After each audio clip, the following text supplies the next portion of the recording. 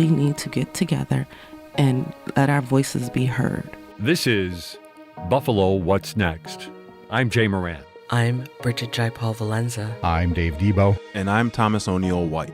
After May 14th, how can we afford not to talk about race? About education, about segregation, about humanity. Since the dawn of this nation, racial violence has existed. The way we have designed our society has a big hand in what occurred in that Tops Market. The suburban area, everywhere. We must work and teach our children. We need to make sure that we put more funding in our programs that help prevent gun violence and more money into art. If we're going to have some real healing, we've got to have space to tell some uncomfortable truth. And good morning, this is Dave Debo. Coming up on the program today, Ahmad Nieves will be here. We jumped in and saw a lack of education on home ownership. So he's founder of the Buffalo Information Sharing Cooperative. They work on financial literacy programs, grassroots programs to help reduce the low home ownership rates in Buffalo's communities of color. He's coming up in about half an hour with Thomas O'Neill White. But first, I want to go back to 2013. Kareema Morris realized that there needs to be more resources spent on finding missing, runaway, and exploited and trafficked community members. So she takes the step of founding the Bury the Violence Initiative. Since then, it has expanded to work on everything from ways to memorialize homicide victims, to provide aid for their families, even fund some of their headstones. She's here today to talk a little bit about it with us. Kareema, thanks so much for being here. Good morning. Thank you so much for having me. Statistically, is there a disparity between the recovery rates of missing, runaways, or trafficked kids of color and the rest of the population? Absolutely. There is a lack of information. Often parents don't want to share because of the way our children are viewed when they run away, as if they don't count, or they're often viewed as running away with boyfriend or a girlfriend. Yeah. So sometimes we hold back that information. I'm picturing a scenario, though, if it's suspected to be a runaway, where the police will probably not get involved anyway. Oh, she's just a runaway. She'll show up again. And that's the issue. Every child that runs away doesn't run because they want to. And not every child, like my niece was missing. She wasn't a runaway, but they listed her as a runaway. And this is how you, or why you founded the organization back in 2013. Your niece was missing. You saw a gap and said, I can help here. So in 2013, Lanasia Rollerson is my oldest niece. She went missing, and we reached out for help. She was listed as a runaway. We told them she didn't run away. We noticed the clues and the signs. And ultimately, when you know your child, you know if they leave things behind, they didn't leave things they wanted to leave. And that's how we knew she didn't run away. Needless to say, if she was running away, she would have packed a backpack. Yep, she needs her snacks. Okay. She needs her smell goods and her clean underwear. None of that stuff was taken, so we knew it was a problem. Ultimately, what was the situation? Lanasia was she kidnapped? She was murdered. I'm sorry. Thank you.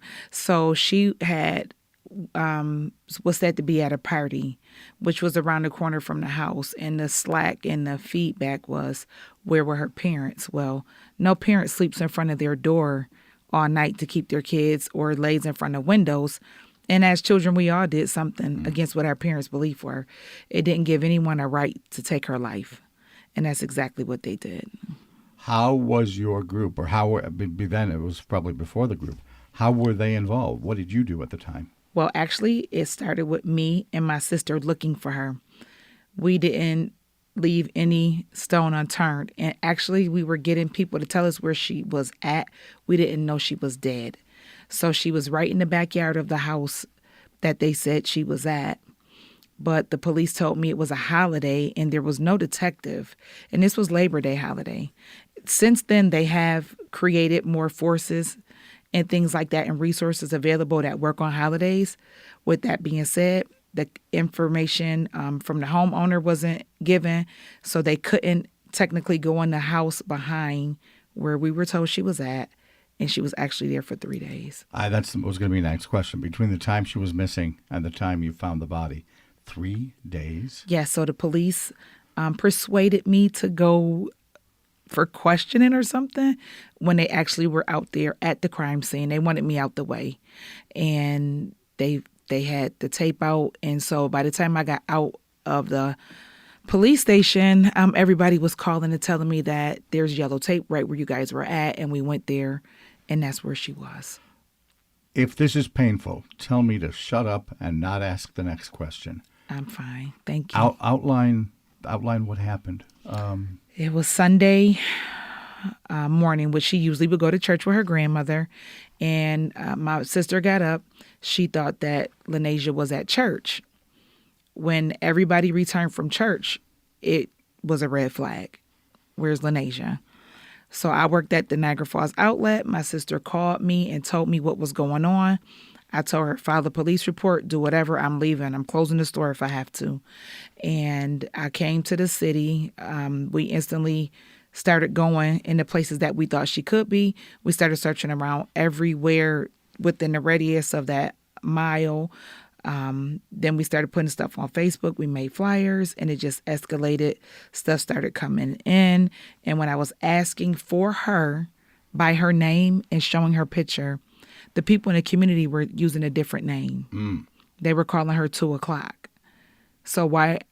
That's not her name. Her name is Lenasia. And then it dawned on me to ask, why are you calling her 2 o'clock? And they said, oh, that's the time we call her out. Who is we? And why are you calling her out? Yeah. Her house. Okay. And so that's the dialogue that was kind of shut off in court because they were making her out to be a prostitute and not a child who could have been trafficked by her peers and her classmates. What has changed since then? You, as an aunt, started this effort to find her. These days, you support families who have missing kids. Do you do more now than you knew how to do back then? Absolutely. The experience uncovered a lot that still hasn't been said, a lot about the trafficking that actually goes on in our communities, and how we need to really take time to unravel the whole ball. So that part hasn't been uncovered, but I've learned how to more strategically find them, how to use the resources that we used, like the kids and the social media. The kids talk. Whether they're bragging on something or, they're just leaving clues, the friends or the associates. So it's always important to watch your children's social media pages if they do have them. How big of a problem is trafficking, in your opinion? It's a catastrophe because you don't know the person next door that your child plays with. They go over there to eat. That person could be one of those in the link that's used as a house. So there was spaces where they fed kids, spaces where they partied, and these were parents, right? And so some people are comfortable with their children going to other people's houses. And these children were all linked back to her in grammar school as friends that she had grew up with. And you use the phrase a pipeline that really kind of describes it, I guess, right? It starts out maybe with dinner at the friend's house and just slides down that pipeline? Well, yeah. So they have sets or hangouts, things like that. And you think your child's going to a friend's, like, old school. And it's just really a hot spot for the kids to hang out while they're waiting. Because 2 o'clock in the morning, who's calling out a 12 and 13-year-old child? In your experience, and I know there might not be hard numbers, or the hard numbers that you have might be different than the ones the police have, but in your experience, how often is a missing kid on the east side trafficked? So I can't speak to those numbers because at the end of the day, the parents aren't comfortable with saying that, right? Okay. And sometimes they don't even have the awareness of why their quote unquote runaway has ran. But you certainly believe that fewer of them are runaways than get labeled as runaways. Absolutely. Okay. Absolutely. You think as an uncle, a grandparent, a parent, that your child just wants to leave at 1 or 2 o'clock in the morning out of their nice home into the community to encounter other people and then come back home and do it the same the next day? Part of me says the argument is that teens party, though, that they're going to sneak out of the house and do something, no?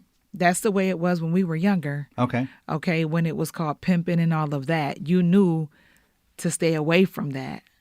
when you're groomed into this lifestyle by your associates, by your peers, it's totally different. I'm not talking, though, about prostitution or trafficking. I'm just thinking of the kid that pops out in the middle of the night to have an illicit drink. Yeah. Okay, true, but when do the kids realize that it's a systematic thing? So that's the start for you. That's the start of this pipeline. Right. Okay. They have to be aware of what's going on and who's your friends. I used to do What About Your Friends, talking to the youth so they can understand the people that are around them are usually just associates or peers. They're not your friend. Mm. How often do you get called out on? I don't even know. Do we call them cases? How many people does Bury the Violence end up working with on an average week or so? Probably 10, 15. So I'm in a network of missing children where we share it from Rochester, Jamestown, Buffalo. But here in the city, I might get an inbox, a tag. It could be 2 or 3 kids a day. Wow, that many. Yeah, and so I'll ask, can I make a flyer or can I help or however, And then that's the way it starts because ultimately the information has to be in circulation. This child could be walking past you at Walmart and you don't even know they're missing. Mm. And they are predominantly African-American kids?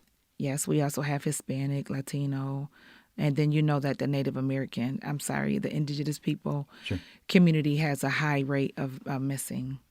And so even with Jalen Griffin, he's been missing for 2 years. He was missing at the age of 12 years old.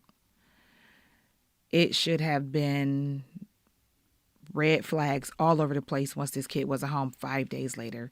So, when is it enough? When is it serious enough for the community to stop placing judgment and really get the information out there? So if it was just a standard runaway, I'm upset with my mom or my dad, I leave the house, maybe I party with some friends, typically that kid would return after a day or so? Right.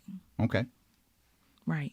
But when they don't, and a lot of kids get upset when they see their stuff on social media, right? Yeah. And so somebody's saying, oh, they're not running away or they're not missing, right? And so that's the person that you start to talk to because why do you know that? Yeah. Take me through the process. I'm a parent, and I reach out to Bury the Violence. What happens next? What do you do? I get the information the last time you seen them, what they had on, their height, their weight. So I do a flyer. And so I also need to know, the relationship between the parent and the child. So sometimes I have to ask a little bit more questions to the parent. Because even if they ran away or do they know anything different, did they take their phone? A lot of time you notice that these kids' phones have been taken from them. So that's the set that say it was already some dialogue somewhere that the parents had to take their phone. Why you and why not the police? Or do they do this too? The community often doesn't trust the police, and they feel as though it takes too long. 24 hours is a whole day wasted. If it's 48 hours to get something done, excuse me, if it's 48 hours in a time sense, then we've already lost 24. So I believe that information has to get out in circulation so we don't have a missed opportunity. And I'm not trying to play the race card if it's not there to be played. But do you think that's what's going on, that the lack of police aggressiveness in chasing these cases is because these kids aren't going to be missed? They're just people of color. Well, I can't say that. So I can say it's a lack of resources. Okay. I can say that we have to push, and that's why I'm in the middle. It's a lot of red tape. I'm a green tape organization. It is an urgency to me to get your child home. And so where they may have other cases and other situations, me and my team take it upon ourselves to get that information out expediently. Kareema Morris is with us. She's the executive director, founder of Bury the Violence Initiative. And as you've been hearing, she talks about working with people who have lost their kids. Sometimes that loss is, as your initial story unfolded, a homicide. You work with families then to ease their pain after the fact. Yes. So it's so easy to go into a case thinking it's going to be found and returned, and that's not always the case. Even as adults, when they go missing or we're looking for them, I end up helping families after they've been murdered or they're found deceased. And so I advocate for them with the funeral homes to make sure that the DA's office has a grant where they get up to $6,000. I make sure that they get that funding positioned the right way, where the funeral home may want to give you a Cadillac, you need a Chevrolet. Right. Right. And so, and especially if the Chevy costs $6,000, but the other is $10,000. Right. Okay. So we try to make sure that they have the less stress on them as possible. We advocate for them. We honor their wishes. We go back and forth between those businesses and those vendors to make sure they have everything they need within a certain amount. And so some people have nothing, and just think about it. A homicide is unexpected. And then they have children left behind. The resources that they may have need to go to those children, right? So it just spins off to so many different areas that we end up working with families because each family has a unique need after that loss. The state has a crime victims compensation fund. Does that come into play? So they get up to $6,000. Oh, that's the $6,000 you spoke of. It's okay. only for the funeral. It's not for the burial. Hence your name, Bury the Violence. Yes. Okay. So the burial, entails them opening and closing the plot. Mm-hmm. You have to buy a plot. Right. Okay. Then you have to have it open and closed. Then you have to think about headstones and those things. So that's a whole separate entity. You have a separate foundation that helps with headstones and burial costs. So it's all tied into the same thing, one name. So we would raise funds for headstones, and that way people have a way to memorialize and to decrease the street memorials. When you're going to buy a home, like those young men could tell you, when you go to buy a home and you see bears, bottles, and balloons tied to poles in front of houses, that indicates it's homicide. Yeah. If I turn a corner, that indicates this is what's going on in this neighborhood. So it decreases the property value. And you work with communities to get rid of these makeshift memorials to find something more permanent. So we went through the city and they have this program, and we can do memorial gardens, right? We can do rocks. There's alternative ways to have memorials without it being that way, which beautifies. You don't want a neon sign that says, this is the site of a murder. Not that this is the site of a murder, because people want to memorialize, but just the way that we do it, right? And so if it beautifies the neighborhood, that's great. It's okay to memorialize. I'm not saying that. So, but if you have bears that are wet and the kids come out at the bus stop, and then it's these papers that's washed off and the bottles, that's not welcoming. It's not really what I want my child to see on their way to the bus stop every day, to have that trauma. That rock may not show exactly that memorial, but we know what it is. And as they grow older, they can understand. But it's a different way to honor the life of the one that was lost. This program obviously springs from the events on May 14th. And whenever I've talked to different guests, sometimes they talk about otherization, the idea that the top shooter was able to the accused shooter was able to drive from Binghamton and seek out a neighborhood where people had been otherized, where it didn't really matter and he could just do what he did. Same situation here? Is there some otherization going on, do you think? I can't say that, because often it's black on black crime. Okay. Right? And so there's not a white person coming in our community and trafficking. Okay? So we have control over that when we get to those houses, and we know those people, and we have to have a voice in a safe space and where we could tell who's what in our neighborhood. So if we were otherized, it would be probably on a different level, not at this level. Okay. Talk to me about the community in general, beyond maybe the work that you do with Bury the Violence. What do you think the biggest need right now is? A sense of ownership and belonging. Often people can tear up what they don't feel like they have a part of, right? So you could tear up a house that it's not yours. If you don't have a sense of ownership to that and you don't take pride in it, then what value is it to you? Yeah. Henry Louis Taylor at UB has done significant studies into the problems of the East Side community. One of the things that he's uncovered, I wish I had the statistics right in front of me, but I believe rental rates, lack of home ownership on the East Side, rental rates are at least 70% compared to other parts of the city where home ownership is much higher. That's what you're talking about here. Absolutely. And then the rentals that are available are deplorable. These places are obscene, and for the price, it's insulting. Why would we want to live in infestations, in dilapidating properties? It's totally disrespectful. What can be done? We can have, they have these programs right now, $30,000 given to approved said person in that community. But then you got to look at the credit. So we need credit. We need, trying to think of education. Yeah. On how to have our credit built at the different areas that they look at when you buy a home opposed to when you buy a car.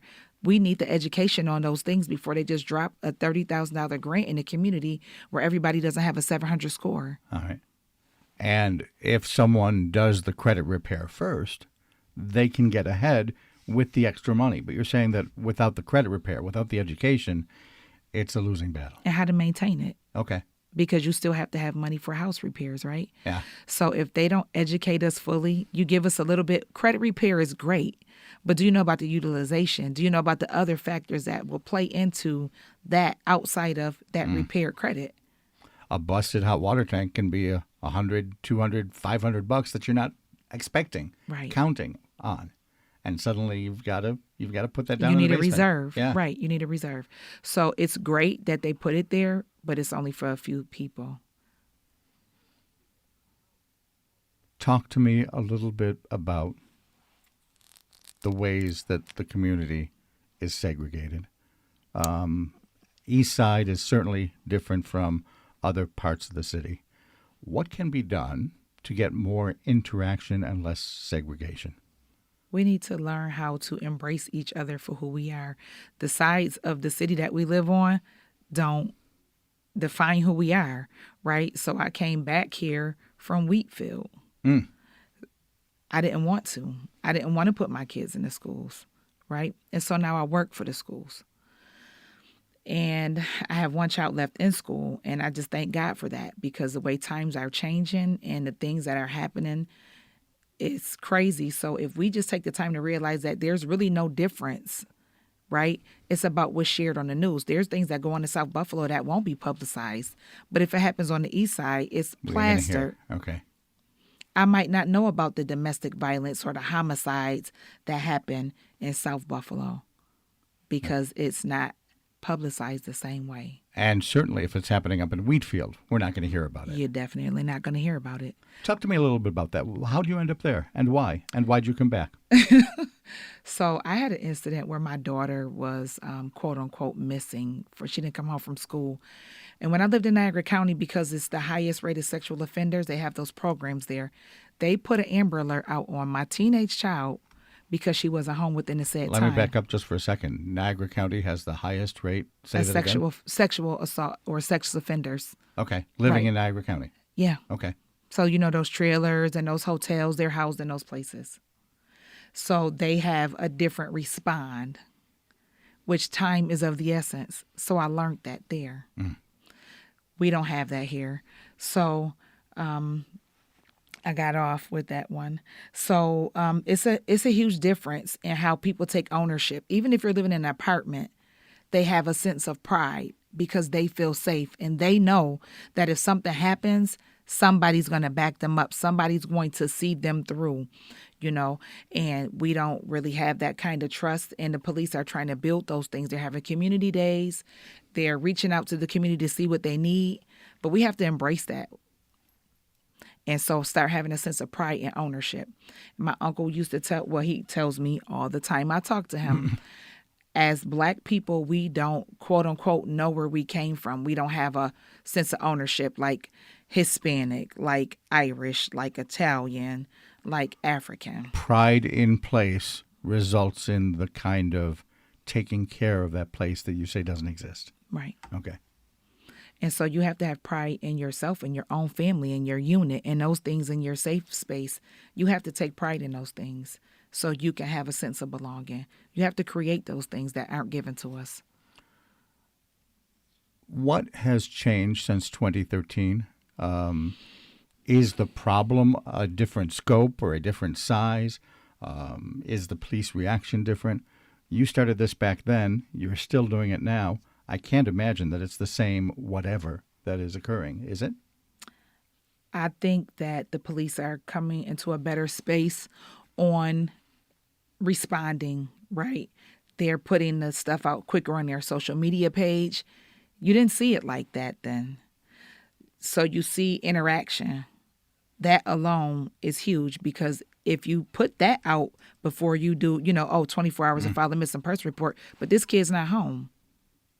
So the red tape still wages a lot of what they can't do. The official report has to wait 24 hours, but you can push it out all over social. That's how I feel. Okay.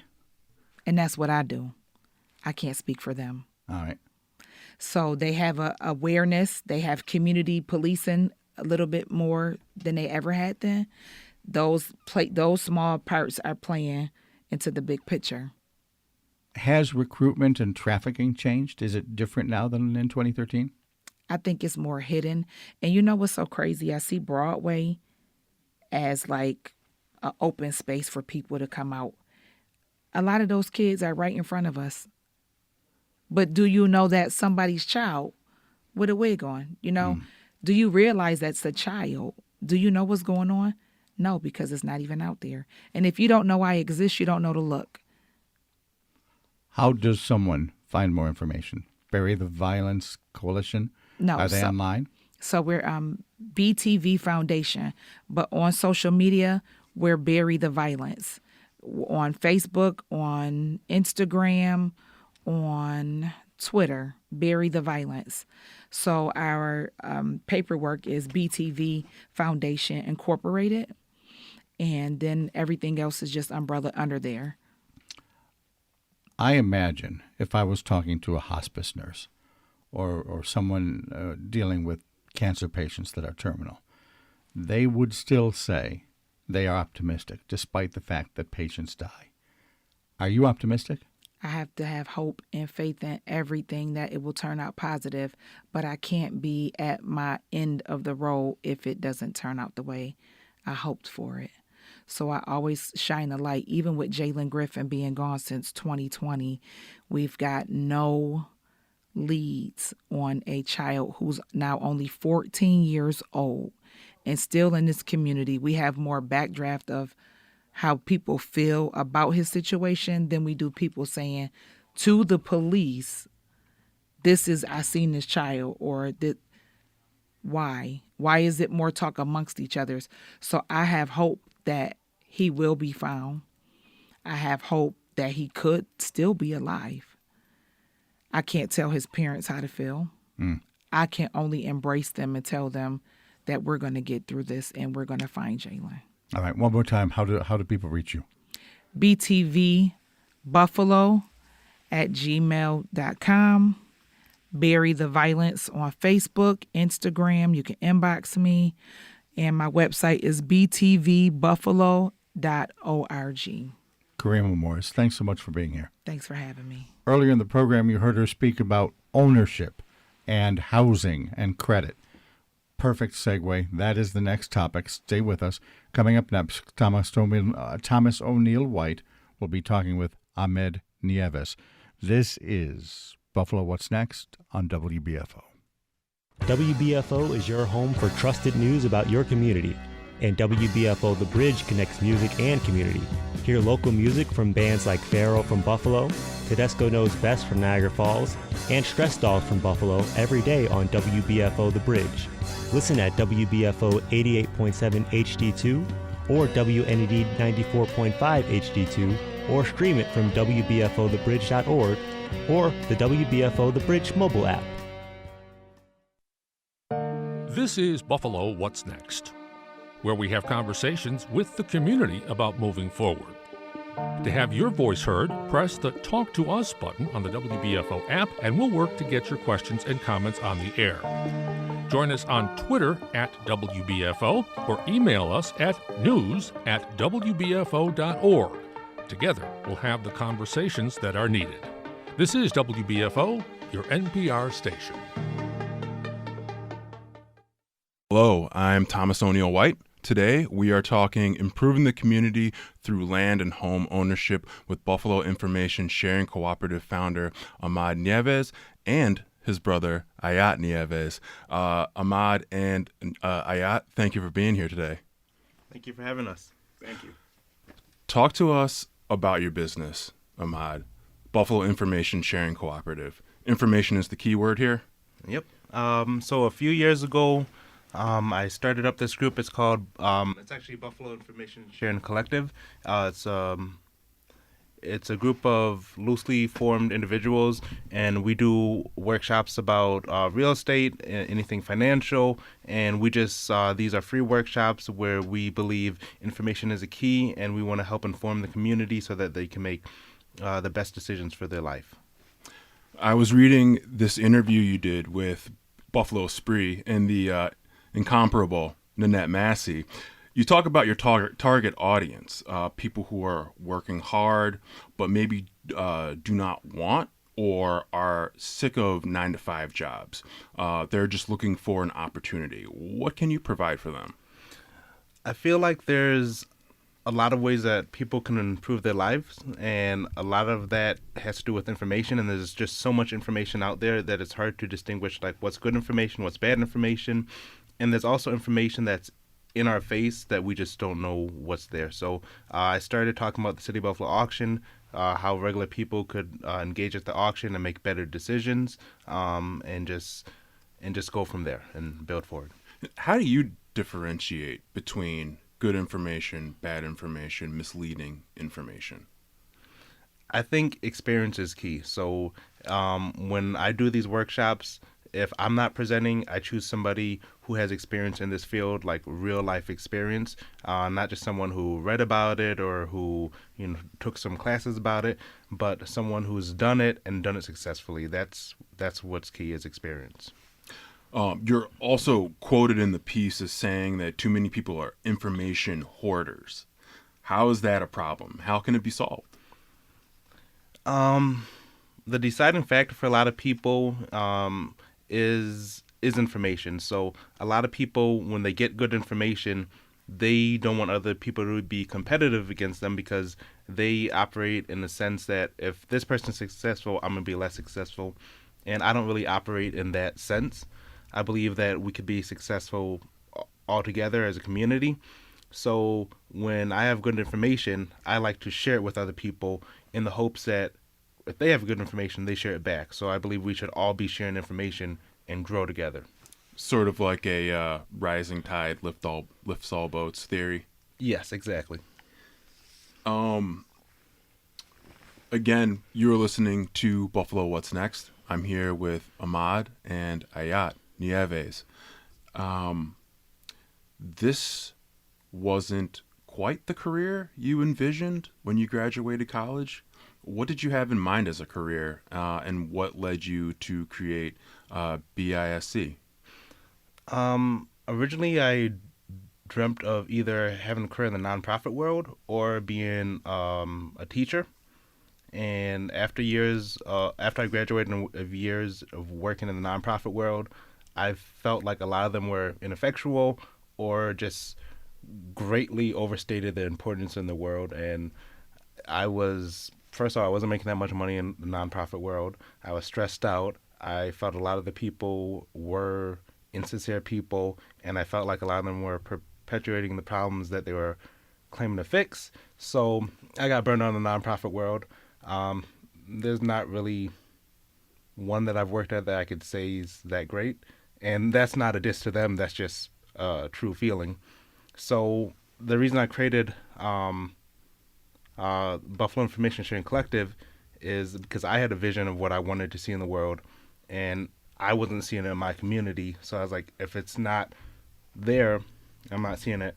I'll do it.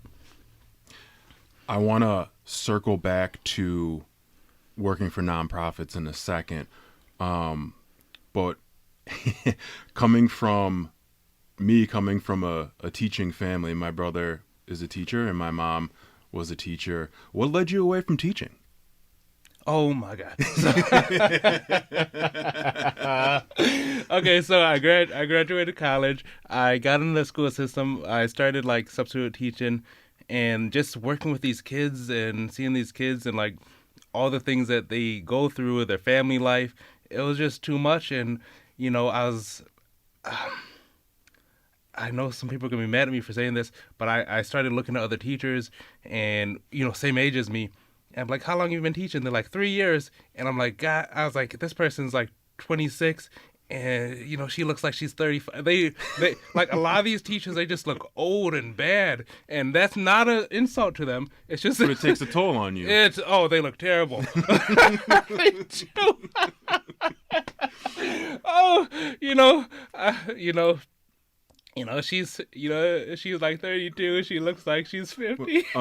But what I wanna since my brother is a teacher, there is an importance though that you probably recognize about having a person that looks like yourself. Yeah. In a position like that. No, it's very important, and I commend the people who go out there and do it. There's some schools like I still sub to this day every now and then, and there's some schools I go in, and there'll be young African American children, and their eyes light up. They're like, oh, because they haven't see you. Yeah, they see present. me. I'm a black male. They see me. They're excited.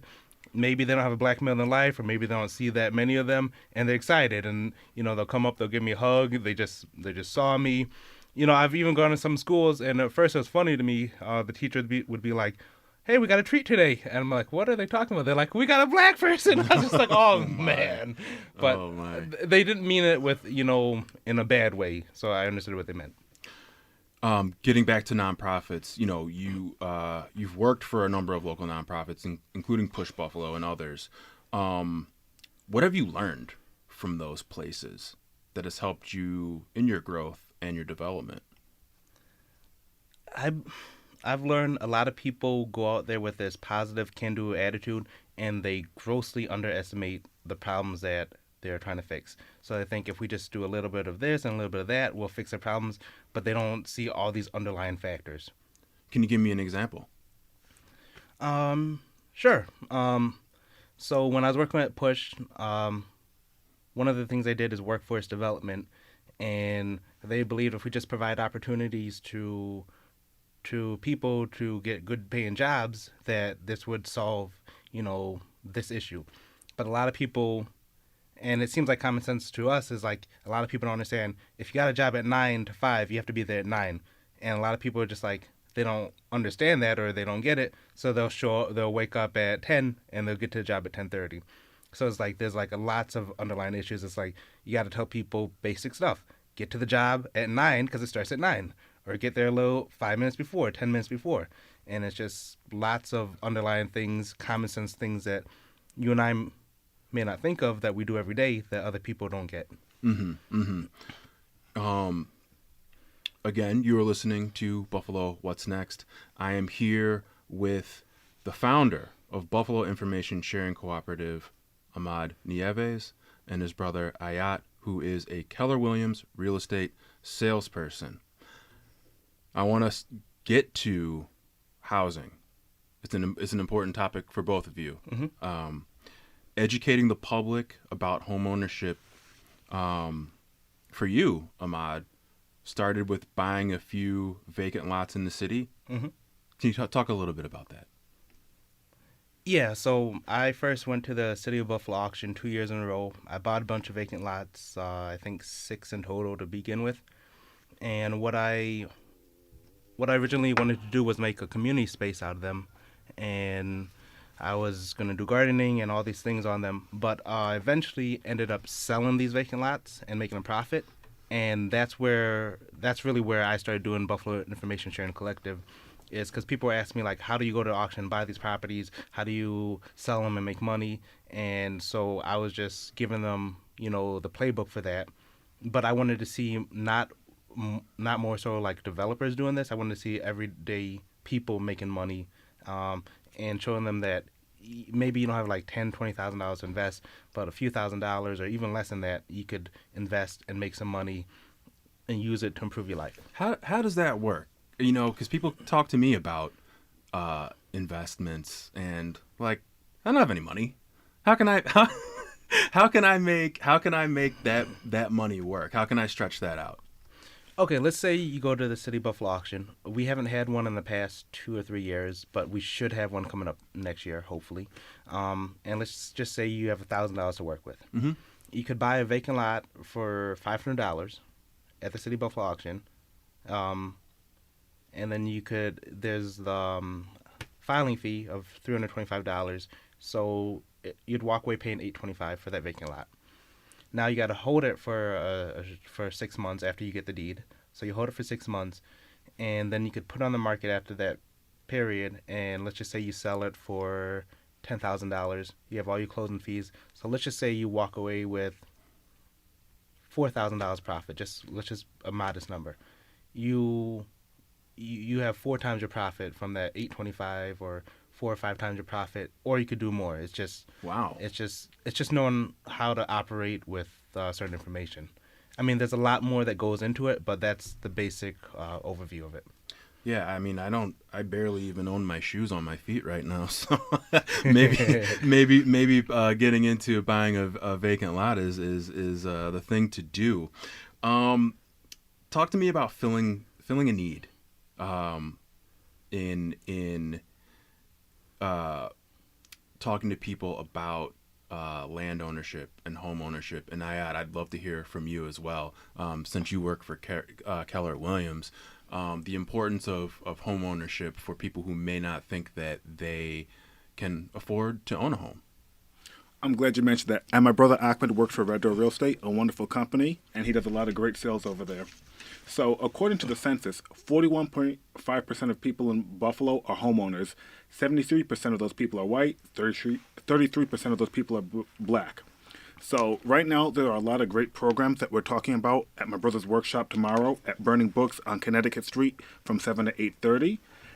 One of those is a Sunny Mae $30,000 grant for first-time homebuyers. In order to qualify for this grant, you have to live on the east side for at least 2 years. And then you can buy anywhere, I believe in Erie County. I've even heard that you can buy anywhere in New York State. And, there's going to be some basic financial requirements like with any mortgage.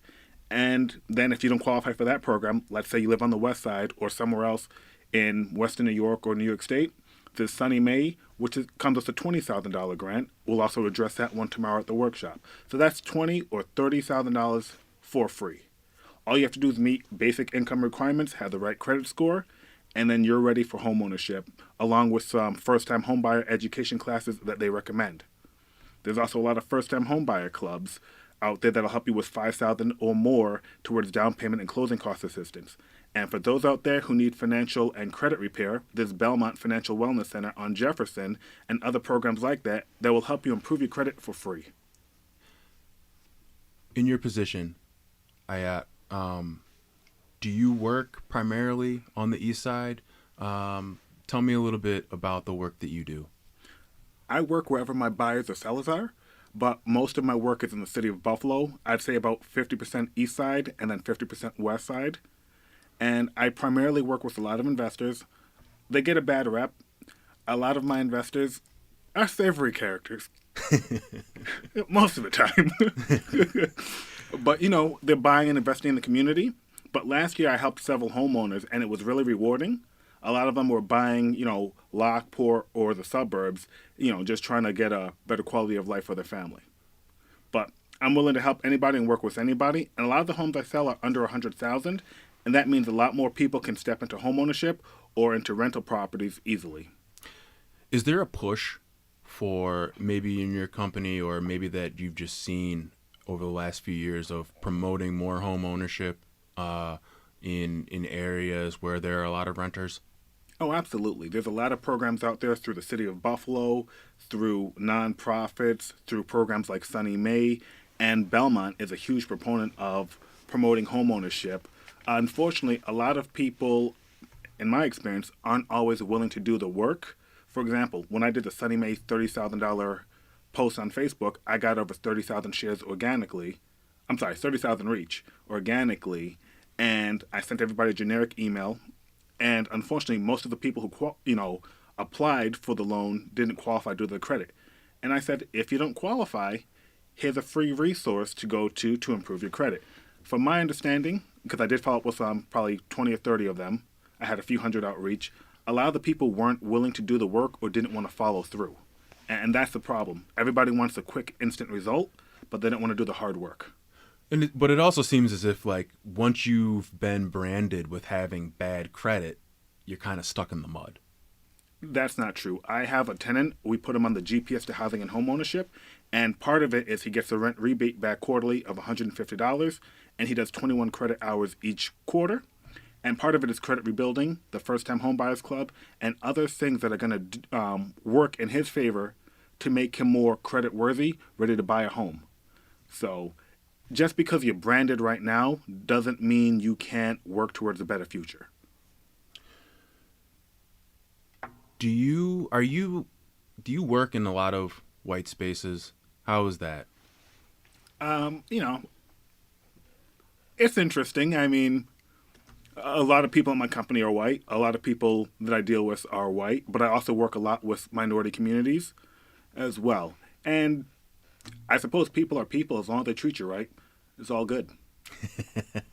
And you are listening to Buffalo What's Next. I'm Thomas O'Neill White. I am here with Buffalo Information Sharing Cooperative founder Ahmad Nieves and his brother Ayat, a Keller Williams real estate salesperson. You offer a lot of presentations through your Buffalo Information Sharing Cooperative. Something that piqued my interest was the tiny house revolution. Where can folks find more information about Buffalo Information Sharing Cooperative? And then can you tell me a little more about this tiny house revolution? Okay, so the thing I love about this group is that I don't have all the information, but I know someone who does. So like for the tiny house workshop, what I do is I reach out to other people. So my friends Cam and Emma, they were living in a tiny house for a few years. So they originally did that workshop, and then I would just reach out to other people. So if people are interested in seeing the workshop about tiny houses, I'll reach out to my network, and I'll use them for the expertise. And you could always follow us on Facebook, Buffalo Information Sharing Collective, and you could see what workshops we have coming up, and just yeah. And then the expo, which is tomorrow. Mm-hmm. Can both of you talk a little bit more about that? I know Ayat, you had mentioned it. Yeah, so the expo that's happening tomorrow, it's from 7 to 8:30 p.m. at Burning Books on Connecticut Street. It's an expo on grants, weatherization, lead remediation, and home inspection. So we're going to have four to five different presenters talking about each of these topics. Ayat is talking about grants. He could tell you about some of the grants that he's going to present tomorrow. Oh, I love talking about grants. That's sure free does. money. Yes, say that again. Grants are free money to fill a specific need or purpose. Most people in my family, like my brother and my sisters, like, shut up already. You told them about this 20 times. I'm like, well, then just apply. But my two favorite grants are the City of Buffalo and the Erie County Lead Grant. According to the census, 90% of the homes were built before 1978. That means 90% of Buffalo homes may have lead in them. Lead has hazardous effects on children and pregnant women. So if you qualify by meeting very fair income guidelines, you can and you have children under 6 that are living in a home, you can apply depending on where you're at. I think on City of Buffalo, it's the west side and parts of the east side. And then the Erie County, anywhere in Erie County, they'll do up to $15,000 worth of work per unit. So if you have a 2-family with kids in each, that's potentially $30,000 in work. That can mean they usually focus on lead, but a small portion is set aside for healthy homes. That means, let's say you live in a 2-family and it's got chipping and peeling paint on the outside, you've got 15 windows, you can potentially have your windows replaced, your siding done, and maybe even some new carpets or some new flooring in part of the house. And that's covered. If with the city of Buffalo, they'll put a small lien on your home.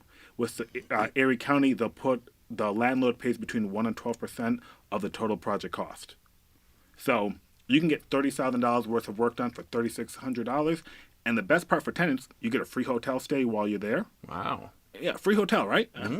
What's to complain about? And then the landlord cannot raise the rent for the repairs that are done. So you get pretty much rent protection, an upgraded home, and a free hotel stay for 15 minutes worth of paperwork, and the process takes about 3 to 6 months from start to finish. Is this something you do annually, or is this the first of its kind? The lead grant is, so the city of Buffalo applied for it. They got grant funding, I believe, about 2 years ago. Prior to that, they hadn't applied in about 20 years. The Erie County lead grant's been around for decades. It's a great program. We've done about 30 of them. I promote them all the time, and it's really easy to apply for. In fact, they need contractors. So if you're a contractor, you're supposed to be lead certified. You can get a job through, potentially through the city of Buffalo or Erie County to become a lead certified contractor and do jobs like this. Well, there you go. It's a ton of information. We have about 8 minutes left, and there's something I wanted to ask both of you. We try to ask all of our guests, and it's just, an open-ended question. And Ahmad, I want to ask you first. What does Buffalo need, in your opinion? When I ask you that question, what's the first thing that comes to your mind? What comes to my mind is what my group's all about, is information. We just need good quality information being put out in the public and just educating people and letting them make the best decisions. I believe a lot of the problems are people who do not have good information to operate off of. And if we all have great information to operate out of, I feel like people will do better decisions. Make better decisions? Overall. That's where I'm focused. Good information, good quality information just out there.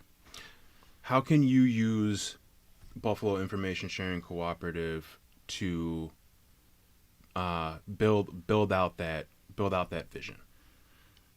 Just continuing doing what I do is I do all these free workshops. I have a good reach. I have a good network, and I do these workshops, and people come. I give this information. They're free to use this information how they want, but I envision them using it in good, positive ways. An example of this, like sharing good information, is, and this is relevant now because as a real estate agent, I work in rentals, and I did my first rental listing for someone, and people are getting scammed left and right. So what happened was I put up this listing online, and people are looking for good quality apartments and housing. So what happened is some individual scammed my listing, like they copied and pasted it. Oh. They're pretending to be the landlord, and they're having people apply for this apartment. But what they're doing is, before the people even see the apartment, they're charging them a $55 application fee. So my mind, I'm thinking, who would pay $55 to see an apartment or to apply for an apartment they haven't seen? I'm thinking, use your brain. But it's not, that's what I'm thinking. But, it's common sense to me, but maybe it's not common to them. So this guy is getting people left and right. So first of all, don't pay a $55 application fee for to see just to apply for an apartment that you haven't seen yet. And second of all, the application fee is $20. So if somebody's hitting you with $55 or some absurd number like that, that should be your first red flag. Your second red flag is to pay to apply for an apartment you haven't seen yet. So I feel bad for the people who are getting scammed by this, but at the same time, just think. So how do you catch these? How do people get caught in these scams, or the scammers? Is there like a policy, or are there people that go after these scammers? The scammers, the opportunists, they see areas where they could, just get involved and scam people. So they know a lot of people looking for an apartment or to move. So people are so excited about moving and finding a new apartment or whatever, so that when they see these scammers and they see these scams, their guards are down. They're not thinking about that. It's like, all right, $55, great, and I can see the house after I pay. They're not so a lot of people aren't thinking about. They're not thinking logically. They're thinking emotionally. Mm-hmm. So that's how these scammers, get people. And what does Buffalo need? Education. We need education. I believe in the Buffalo public schools. I know people in the school board. I know a lot of substitute teachers and that, these kids need education. For example, a lot of people don't know that homeowners have about 40 times more net worth than the average renter. The average renter has about $6,000 net worth. The average homeowner, between their home and other assets they own, is about $240,000. We're covering that at the workshop tomorrow. That, an ounce of prevention is worth a pound of cure. So if you're educated, like about the rentals. Say that again, please. An ounce of prevention is worth a pound of cure. So those people who got scammed out of the $55, and there's people who get scammed out of $800 by sending money. I got my rental ad cloned a few months ago. Send me the $800 and I'll send you the keys. It was an $1,800 house, and they literally copied and pasted just like they did to him. Wow. Except some people went ahead and called me first and saved themselves the $800. Oh my God, I get this whole house for $800? It's too good to be true. If you look up the address, my Zillow ad will pop up, and my contact information will pop up. Thank God the scammer was dumb. They're getting better. And they cloned it, and they didn't erase my information. But that's happened to me a handful of times. It happens when people put up listings for sale. People will clone it and copy it. But an ounce of prevention is worth a pound of cure. So if you're saying, look, I want to escape my situation, it starts with education. We live in the information golden age. You can Google most topics, but most people won't. Buffalo has a plethora of agencies. Housing Opportunities Made Equal is one of them. They help landlords and tenants. Believe you me, I was surprised with the landlord part. But they're a great organization. They help landlords and tenants resolve rental disputes and learn your housing rights and responsibilities. We should be teaching the children from elementary school on up about building generational wealth, how to do a basic budget, because to us, it's common sense. But to a lot of people, they don't have this at home. Their parents may not have known it, and they're generation zero. So they're kind of starting off at the bottom, and they have to work their way up. And like my brother says, people are out there information hoarding and not saying, hey, kid, you should do this, or here's how you build a budget, or here's how you invest in real estate, or here's how you start a business. So we should be doing more education. You're listening to Buffalo What's Next. I'm Thomas O'Neill White, and I am here with Buffalo Information Sharing Cooperative founder Ahmad Nieves and his brother Ayat, a Keller Williams real estate salesperson. I want to thank you guys again for being here. And you are listening to WBFO and WBFO HD1 Buffalo, WOLN Olean, and WUBJ Jamestown, your NPR station.